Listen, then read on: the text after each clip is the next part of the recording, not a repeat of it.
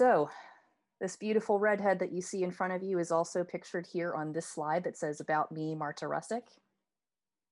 I'm a nonprofit communications leader by day and digital storyteller by night. Sounds salacious, I know. I'm a dedicated volunteer.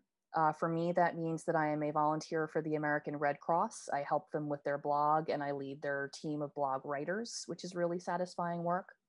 I'm also the lead organizer of the Nonprofit Nerds Philly group, which is organized through the Free Library on Vine Street, which is also known as the main branch of the Free Library of Philadelphia. At the moment, we are meeting virtually, and I'm actually getting ready to step down from that role in February 2021. So if we have any nonprofit friends in the house who are interested in taking that on, preferably who live in Philadelphia, since at some point we are going to be able to meet in person again, please let me know after we're done here.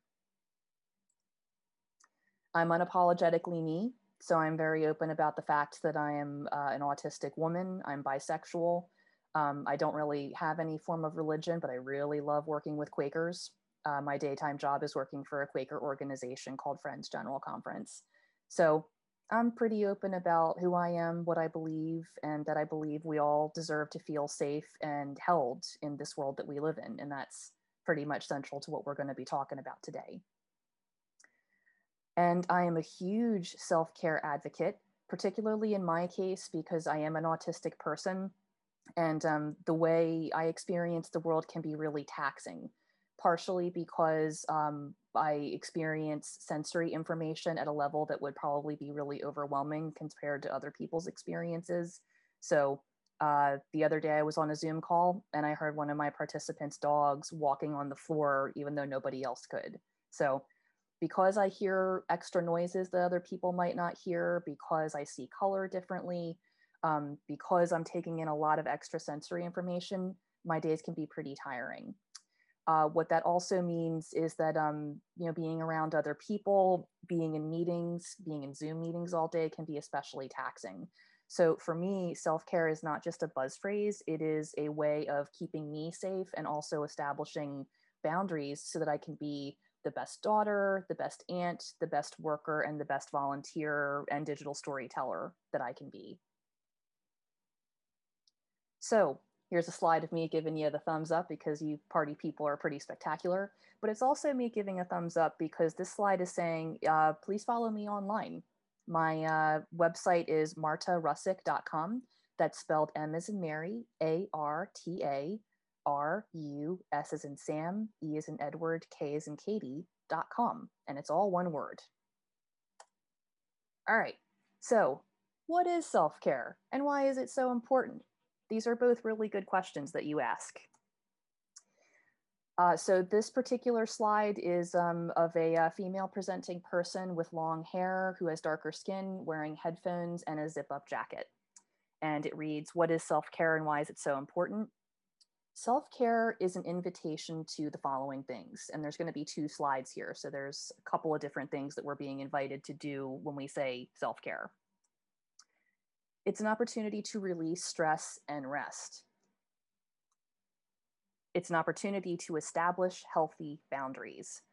These two really work together because if you're somebody who really likes working, AKA a workaholic, it's awesome that you love what you're doing at your job, but it is really important to have designated, I am working now and I am spending time with my family, or I am making time for myself times.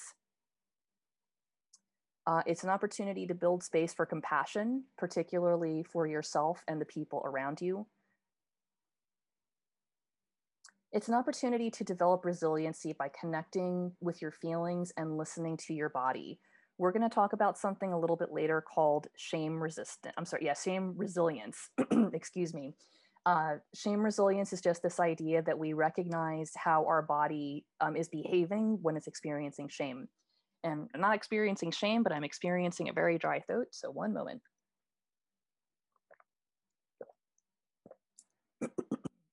My beverage of choice today is hot tea. So talking about developing resilience by connecting, with your body, with your feelings, and understanding what the warning signs might be that you're getting burned out or that you're overextending yourself. For me, it can manifest itself in being really irritable. It can be, feeling tired all the time. It can look different for everybody. Just like, not the best example, but heart attacks. Heart attacks are very different compared to male presenting people and female presenting people, because of the way our bodies are. So it's just good to be aware of, well, how does my body react when it's in a high stress situation? And when do I need to really take a break or even take an extended vacation to get on top of those feelings? It's also an invitation to rebel against systemic oppression. I mentioned earlier that self-care is it's really an opportunity and a call to create space. It is a call to create space for ourselves, but it is also a call to create space for people for whom self-care may be really unattainable or it's never been offered to them. And the whole idea behind self-care is that we're taking a break and resting because we live in a time where, hard work is really emphasized as the best possible goal. And for a lot of people in our society, that's just not possible, myself included. I work hard, but if I was to do it in a chronic, ongoing way, I would probably get really sick, and that's not a great message to be sharing with people, that they're not worth anything unless they can really work all the time. So I'm going to go ahead and look at the chat here because I want to know from you all, how do you practice self-care in your life? So we're just going to take about, it's 11:26. We're going to take about 1 minute. So if you would, in the chat box, would you please let me know, how do you practice self-care in your life? I'll take a tea break while you do that.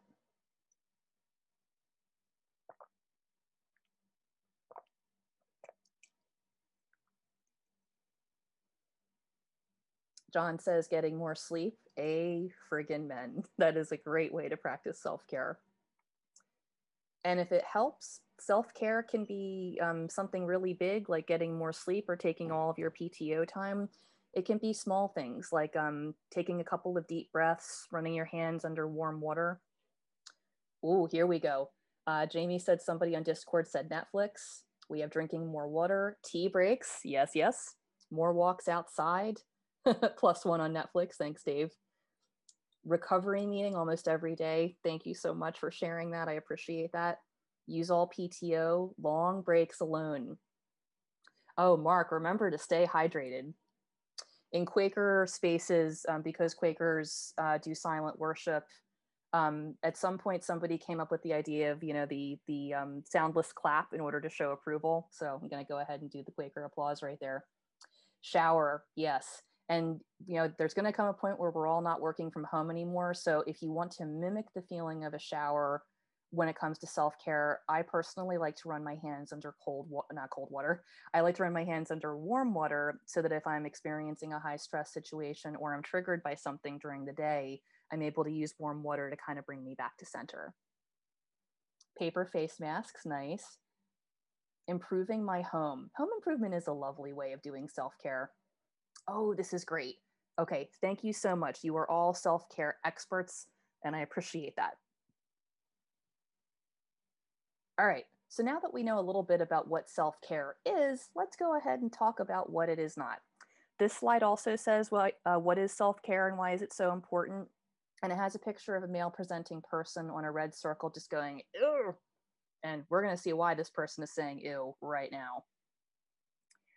Self-care is not something that is gendered. It is not just for women. Here on my slide, spelled WOMXN.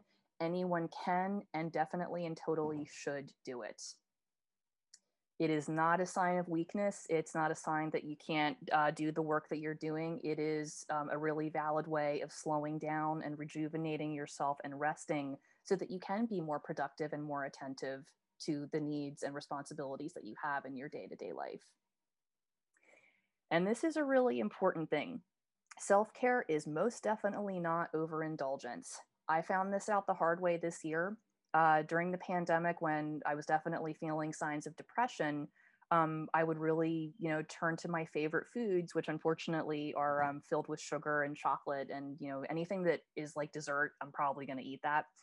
Anyway, whenever I was having a really rough time during the pandemic, I would reach for my favorite snacks and ice cream and Rolos and all kinds of other things. And if you're overeating, it means that you're not putting the right nutrients into your body, which can contribute to you feeling tired all the time and other chronic health risks like diabetes or high blood pressure and heart issues. So self-care is something that's free that you can do from home, you can do in your day-to-day life while you're walking around outside. It's good to be mindful of organizations that are co-opting that phrase, because while this is a self-care presentation, I also want to take a more holistic look at the larger factors that make the need for self-care, there. And the weird thing is, self care is a response to a world that tells us that we have to be productive all the time. And now that we're trying to practice self care, these systems of oppression are actually co opting that phrase and telling you you're not doing it right unless you buy from us, unless you work so hard that you need to practice self care, so on and so forth. So that's what we're actually focusing on. This is a call to dismantle white supremacy and patriarchy disguised as a self care presentation. So this is where my presentation gets a little bit homemade because I didn't have time to go over it at the last minute, but we're going to press on. So these ideas have consequences, is what this slide says. And here are some of the other ways that they have consequences. So as I mentioned a moment ago, our society promotes the idea that productivity equals worth, and we're taught that hard work leads to wealth. And I can't see you all, but I'm pretty sure I can see a lot of people shaking their heads and just saying, that's BS. I've worked a gazillion hours for most of my adult life, and I am not rich like some of the billionaires that we know and love to hate at this present moment. So what we're looking at right now is a slide from the Economic Policy Institute, which looks at the growing divide between productivity and workers' compensation. So between 1948 and 1973, workers' wages and the rate of growth with their wages pretty much stayed in tandem with productivity. So the more we worked, the more we were paid for it and the more we were valued. Round about 1973, you start to see a fracture in those two lines, and productivity is at an all-time high, but workers' wages have diverged and are lower than they've ever been. And the big cause of all of this is because we have a society that's decided that empowering the rich and making sure that the benefits of having an idea that is really profitable are actually going to the people at the top, and it's not being shared with the workers who are actually doing the work of making Netflix available to millions of people, or shipping books and dildos and whatever you will from Amazon, which those are the two biggest things they sell, whether you want to believe it or not. So it's really, we're living in a world where worker exploitation is the name of the game, and it's having a lot of devastating consequences, like people dying on the floor of an Amazon warehouse, or people racking up so much money in medical debt because they don't have health insurance, and they put off going to the doctor until there's no way they can really put it off anymore. You'll notice on my slide decks that with my sources, they are hyperlinked. So if you'd like to see where I got this from, you can take a deeper look and read for yourself what some of the other causes are of this divergence when it comes to productivity and hourly compensation. So this slide has a Scottish fold cat looking really shocked, and we're going to find out why right now. So why is this cat shocked? This cat is shocked because we, meaning the people that are actually working here in the United States today and pretty much around the world, we're working harder, but we're poorer, sadder, and sicker than ever. Preach, cat, preach. And unfortunately, while we're struggling, billionaires are seeing their wealth explode. And if you want proof of that, you're going to love this next slide. So this is a slide from an article that was published by CNBC in May. The headline reads, "U.S. billionaires boost collective wealth by $406 billion as markets rebound in the coronavirus pandemic, report finds." There's a picture of a favorite person we love to hate, Jeff Bezos, with his thumb up. Again, this is hyperlinked, so if you want to read the full article and see what else it has to say about, why the billionaires are getting richer while the rest of us are really not doing so great, you can read that in the slide deck when you are able. So we're back to Surprise Kitty again. This is the moment when you hopefully are starting to realize that everything you've been taught about work and wealth is a total myth. This idea that if you just work really hard and you dedicate yourself, you will achieve wealth at some point. The fact is, and this is probably going to break a lot of people's bubbles, and if it hasn't, kudos to you for being aware like that already. A lot of these people that we look up to, there's this myth of the self-made man, or the person that pulled themselves up by their bootstraps in order to become the billionaires that we know. Jeff Bezos' father had a trust fund that he was able to give to his son so that he could have the capital he needed to start Amazon. Bill Gates' mom sat on the board at IBM, and both of his parents were able to send him to really nice schools. Jeff and Bill are the two richest billionaires in the entire world.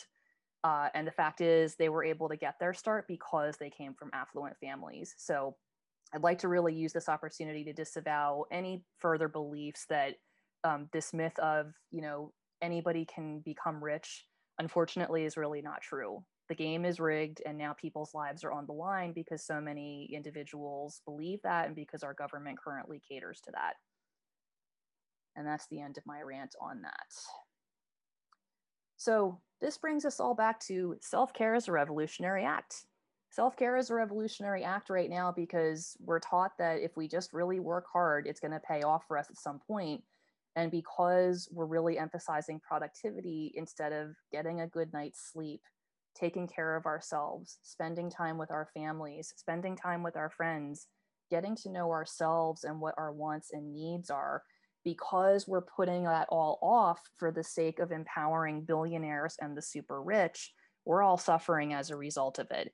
So in this time, during a pandemic, when all of us are doing the very best that we can, it's time to affirm that, yes, you're doing the very best that you can, and you have worth, whether you're working or productive all the time or not. And we're going to really take a deep dive into that right now. So I've broken this up into phases for how we're going to tackle, this idea that productivity equals worth and push back against it using self-care. And the first phase that I like to discuss is something called ethical selfishness. The easiest way that I like to describe ethical selfishness is this idea that, if you're on an airplane and there's an emergency and those oxygen masks drop down, it's the idea that you need to make sure the oxygen mask is on you first, meaning you can breathe and that your needs are being met before you can turn to the person next to you and make sure their oxygen mask is on. And I promise we will clarify what it is and what it isn't during this time, because I know some people are probably saying, this isn't the presentation I thought it was going to be. I promise that it is. Just hang in there with me. So on this slide, we have phase one, ethical selfishness, with a female presenting person in workout gear looking very confident, as they should, because we're talking about some really important stuff here. Ethical selfishness is really about knowing your worth and your needs and being able to communicate them. Communication is actually going to be central to all of these ideas that inform ethical selfishness. Establishing your boundaries. So I'm letting people know I'm only checking my email for work until 5 or 6 o'clock each night. For the rest of the night, my time is with my family or with my activities outside of work. I will mention that I am a child-free person by choice, and I'm also delightfully single.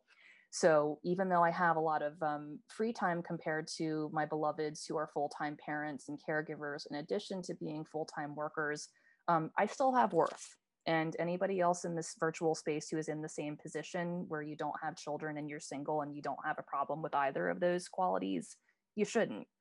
If you're a parent, you shouldn't have a problem with that quality either. But another thing that plays into this toxic work culture is this idea that some people have worth and some people do not, based on the decisions that they've made, whether it's around having children, not having children, spending your money on frivolous things, saving up for retirement. It's not really articulated here, but letting go of this idea that we have to judge one another and create hierarchy is also a really big part of ethical selfishness. So we've done knowing your worth and needs, establishing your boundaries, building shame resilience. So just a refresher, I mentioned it a little bit earlier. Shame resilience is a phrase that was coined by Dr. Brené Brown, which basically talks about our bodies really know what shame feels like before our minds start to really acknowledge what's going on in our bodies. So shame resilience is recognizing that physical response and what causes us to feel shame so that we can start to learn from that and develop better coping mechanisms and strategies for overcoming that feeling of shame, whether it's in our bodies or it's in the way we hesitate to ask for what we need. And then there's understanding your privilege.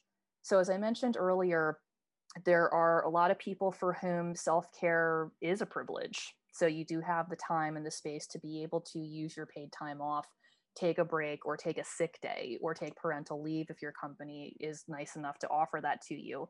FYI, the US is one of 2 countries left in the world that does not offer universal paid leave. So hopefully we'll tackle that in another presentation and discuss ways to overcome that because we need it. But understanding your privilege looks like you educating yourself about the problems of the world and not, asking somebody from a historically marginalized and abused group to tell you about it. So I lovingly let people know, happy to answer questions about what it's like to be an autistic person, but I would encourage you to look up places like Autistic Self-Advocacy Network in order to find out what are some of the barriers that people like me face on a day-to-day basis in this world. And understanding privilege also means that you're not making assumptions about who does and who does not have access to the same things that you do. One of the reasons why we need self-care so badly right now is because essential workers are on the front line, literally putting their lives on the line, and they may not have living wages. They may not have paid time off. They may be in a situation where if they have to call out from work, they lose a day's wages. So they're living in a society and in a culture that values people coming into work when they're sick, which is its own set of problems. So understanding what privileges you have and what privileges you'd like to see everybody have is really key to the idea of ethical selfishness. Just going to do a quick time check here. Okay, got to speed this along, Marta. I'm a bit long-winded. So ethical selfishness looks like getting enough sleep, as friends mentioned earlier. Thank you for that. Using your paid time off and sick leave. So if you're not feeling well, don't soldier through. Just say, I'm not feeling well and I'm not coming in. I'm also really lucky because I work with people at my day job who are very open about the fact when they need a mental health day. So they don't say, oh, I'm just not feeling well, I'm not coming in. They'll say, it's been a rough week and I'm stressed out by the pandemic. I'm going to be taking a mental health day today to recharge and get back on my game. So self-care really, unethical selfishness really look like being open that I'm not physically sick, but I'm worried that I will get to that point if I don't take a look at what my emotional and spiritual wellness needs are right now. Asking for a raise is also a sign of ethical selfishness, particularly if you're female, if you're from a group that has historically been marginalized and abused, and maybe there is a huge pay gap between you and people who are white and people of privilege. So asking for a raise is a great way to say, I bring worth to this company. I am a person who is worthy of being able to afford to buy a house or live in an apartment that isn't run by somebody who doesn't make repairs, that I am able to buy the things that I need and for my children so that they're able to be healthy and safe. So even though asking for a raise might seem like it's not a good fit here, it totally is. You should always ask for what you're worth. And maybe someday that's another presentation I will do. And the last thing is requesting feedback. This goes directly back into this idea of knowing your privilege and dismantling white supremacy that I've spoken about earlier. It's this idea that, if you make a mistake, and we're all humans, we do make mistakes, and we're going to say the wrong thing at different times in our lives. And while it's not okay to cause pain, it is okay to say, I think I had an ouch moment right there. And I wanted to know, does anyone have any suggestions for how I can avoid that again? And even if you're not comfortable at that point, you can just issue a very simple apology saying, I'm sorry I did that. I will try not to do that again. And just keep going. All right, so this last slide under ethical selfishness reads, ethical selfishness is definitely not about imposing your will on other people. Asking historically oppressed folks to educate you, folks spelled Folx, or engaging in self-serving activities that create hierarchy, undermine legal protections, and risk lives. And if you have a sense of where I'm going with this, you're probably right. So this is an image of citizens storming the Ohio state capitol earlier this year, demanding that their town be reopened so that they're able to go to restaurants and live as if we weren't in a pandemic. So The thing that bothers me most about anti-maskers, as I like to call them, is their preference and assertion that they should be able to walk around without wearing a mask is rooted in ableism, just like anti-vaxxing is rooted in ableism.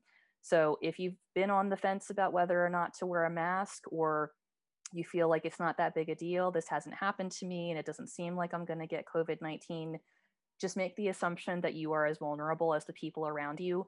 And having that assumption actually keeps people like me safe, because I, as an autistic person and a person with asthma, I am twice as at risk to contract COVID-19 compared to somebody who does not have any pre-existing conditions.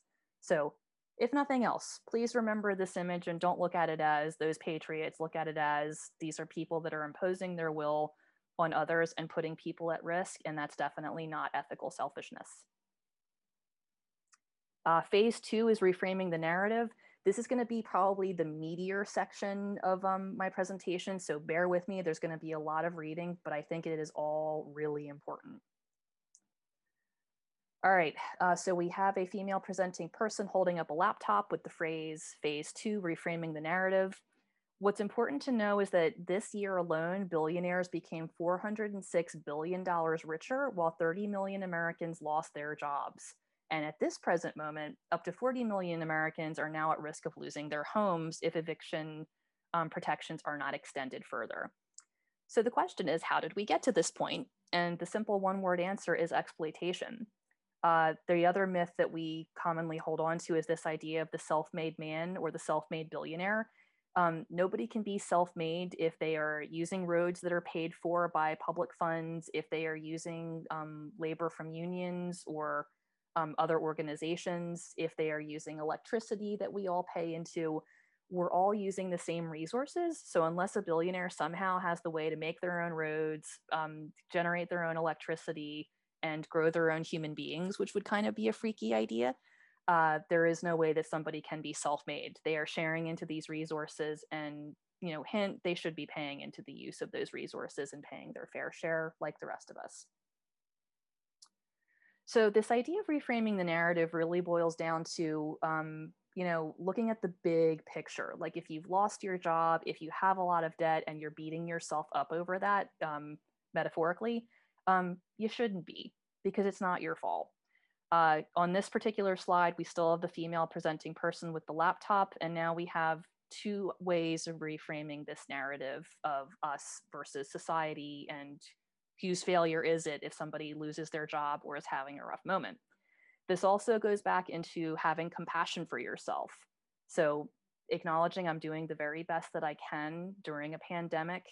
I'm living through a pandemic, so things are going to be very different and resources are going to be scarce. And I do have the right to rest and take really good care of myself, because the long-term impact of chronic stress and PTSD, post-traumatic stress disorder, can be deadly. You can have heart attacks or strokes or other really not so good things that prevent you from being a productive worker. So first, reframing. If you lost your job or home because of the pandemic, you are not a failure. Our society that glorifies wealth over workers like you has failed you. If you have massive student loan debt or medical debt, because we all get sick and we all need an education, you are not a failure. Our society that has turned education and healthcare into for-profit businesses has failed you. Just want to make that very clear. And I'm also going to get on my soapbox for one more moment, because I need to talk to you all about personal financing, or finances, I should say.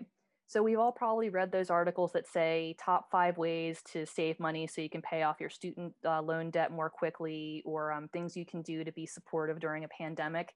The funny thing about all those articles is that the same people who are telling you, stop buying your daily pumpkin spice latte, or start shopping at thrift stores so that you're buying things secondhand and you're not paying full price for clothing anymore. These are the same entities that say shop local on Small Business Saturday, or please give generously, it's Giving Tuesday. So it's this weird concept where the people who have debt because they have low wages, and the society has said, well, in order to get those bigger wages, you need to go into debt and get an education. are also the same forces that are saying, but we need you to support small businesses and we need you to support nonprofit organizations. And if they fail, it's because you didn't give enough and you didn't support enough. And that's just bullshit. Um, we're living in a time where these oppressive forces want us to be tired, they want us to be overworked, they want us to be poor, and they want us to be sick because we can't rise up and make any changes if we are not doing okay. So that's really like the subversive message of all this is get some sleep and take care of yourself, because then you're in a clearer state of mind to be able to smash the patriarchy, dismantle white supremacy, and take down this toxic work culture that empowers billionaires. If you need to leave right now, I totally get it, because that's really the main idea of this presentation. But I hope you'll stay because we have one more phase to go over. Oh, and this is just me continuing my soapbox rant. Seriously, why are the folks, spelled FOLX, with mounting debts and shrinking wages always expected to keep small businesses and nonprofit organizations alive? And to piggyback off of that, I read an article a couple of years ago saying that nonprofits exist because there have been systemic failures. So because we don't have enough resources or safe havens or emergency shelter for people experiencing relationship abuse, there are nonprofits like Women Against Abuse and A Woman's Place of Montgomery County that are doing this work because we don't have it mandated, especially right now, that people who are experiencing abuse deserve a safe place to escape. So just keep that in the back of your mind that if your favorite restaurant closes, don't think about it as, I really wish I had shopped there more. It should be, well, we have over $1 billion just sitting around in the state of Pennsylvania that is supposed to be helping small business owners. Why didn't it help this particular small business? And the bottom line for reframing this narrative is that you have worth. You do not get it from your job or working yourself to the point of exhaustion or illness. And because you have worth, you deserve to be treated with respect and access to the things that you need to live. So you deserve a living wage. You deserve to have a roof over your head, regardless of who you are. Yeah, you have worth. Let's do a time check here. Oh, it's 11:52. Okay. Fortunately, these slides are really short, so I'm just going to power through these and then we'll get to your questions. So phase 3, the slide reads phase 3, collective action. So we started with making sure things are in order in our own lives. We've looked at how do we reframe this narrative with our society that wants us to be poor, sick, and overworked so that we can't really do anything about our lot in life and the billionaires keep earning. Now it's about how are we actually going to work together to make these changes? And it's a very short list. Form a self-care squad. This is kind of cribbed from the idea of care committees from Quaker spirituality. In Quakerism, if you have a big decision that you're facing, or if you're really struggling in life, you can form a care committee of your peers. And basically the idea is that you sit and worship and people will ask you questions like, what would you need to do in order to find a new career? Or if it's a clearness committee about getting married, they would ask you questions about your relationship to find out, is this the right decision for you? So a self-care squad would be in the same vein where you're meeting with your friends and you're holding each other accountable. How did you practice self-care this week? Are you getting enough sleep? Is there anything I can do to help you achieve yourself this week through self-care? Foster a culture of self-care at home, at work or school, in your faith community, in your volunteer community, wherever it is that you are engaging in the same space with other people, hopefully virtually. It's a great idea to model self-care, like letting people know I'm taking a mental health day, or I'm using my paid time off to take off the week of Thanksgiving, which I did this year and it was really great, in order to rest. I encourage you all to do the same. Encouraging transparency around, people letting you know what their feelings are. Like, I'm a little bit distracted at our meeting today, but I'm still going to come. So let me know what I can do to help. And then these last two items might seem like they don't match, but I think that they are very much on brand with this idea of self-care transforming into collective action. So supporting unions. Unions establish living wages for the people that are within their union. They offer protections. So if employers are behaving in a discriminatory manner, union representation can make sure that they are not being unjustly fired or penalized for reporting any abuse or discrimination. And union labor means that people that made it are getting paid a living wage and they're delivering high quality products. So please support your unions. Oh, then that was the other thing I wanted to mention with supporting unions.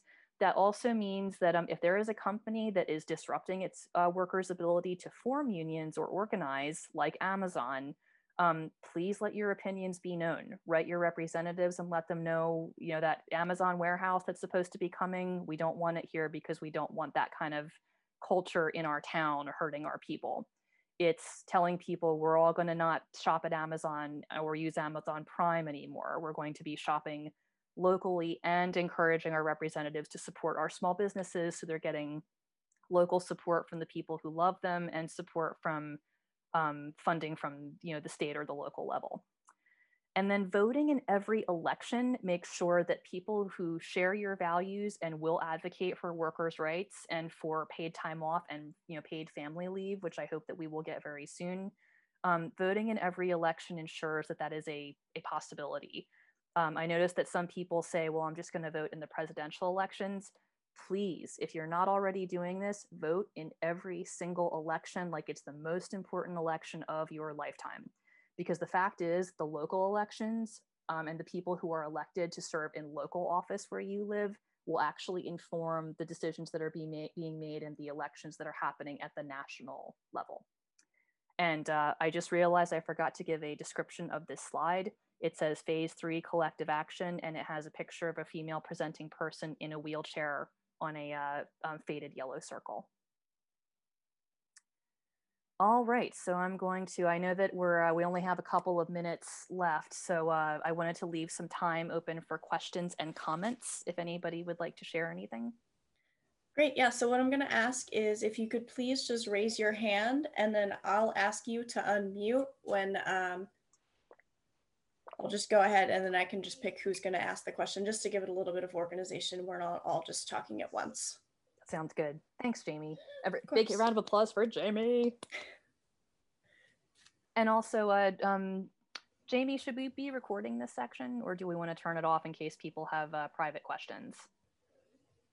Yeah, I can go ahead and end the recording now for that. Thank you. And then we can start up again, at the end. Okay, in that case, I'm gonna pause. But it sounds like we don't have any other questions. Okay, you are recording. You're the best, Jamie. Big round of applause, whether it's the Quaker applause or actual, hand-to-hand applause. Please give Jamie a round of applause. She's great. All right. So one more time, if you like my work, please follow me online. You can all of my social media handles and information about getting in touch with me if you'd like to send me an email is here at martarussek.com. That is martarussek.com. And this is a repeat of an image that we saw earlier where it's me giving the thumbs up next to this information about how to get in touch with me. And that is self-care is a revolutionary act. I hope you will go out, spread the self-care message, and reframe the narrative as much as you can, and go ahead and start those collective action steps as well. And let me know how you're doing. I'd love to know.